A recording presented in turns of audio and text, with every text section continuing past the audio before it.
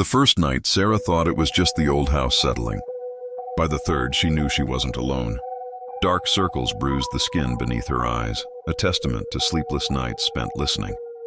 In the living room, the antique rocking chair swayed back and forth, its rhythm unnatural, its shadow dancing like a grotesque giant on the wall. The sound of its creaking was a constant, maddening metronome counting down to something she couldn't comprehend.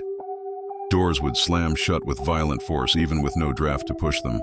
Whispers, faint and indecipherable, would slither from the corners of empty rooms, chilling her to the bone.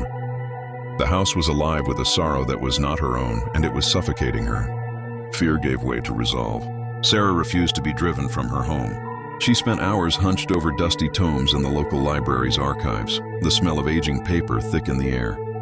Her fingers, stained with ink, traced the history of the property until she found it. A faded newspaper clipping from nearly a century ago. The headline spoke of tragedy. A young woman named Alara had lived and died in the house, wasting away from what the article called a broken heart. She had spent her final days in that very rocking chair, waiting for a fiancé lost at sea, a promise of return that was never kept. Armed with this knowledge, Sarah felt a shift from fear to empathy. She searched the house, her quest leading her to the forgotten corners of the attic. There, beneath a dusty white sheet, she found an old, ornate music box. Its wood was dark and its silver latch tarnished with age. With a hesitant breath, she wound the small key. A delicate, melancholic melody tinkled into the silence, a tune full of longing and loss. As the music played, a shimmering form began to coalesce by the rocking chair downstairs. It was Alara, her spectral face a mask of eternal anguish. Sarah descended the stairs, her heart pounding, and approached the spirit. She held the music box out like an offering. "It's time to rest, Alara," she whispered softly. Alara's tormented expression softened as the familiar notes reached her. The music was a balm to her century-old wound.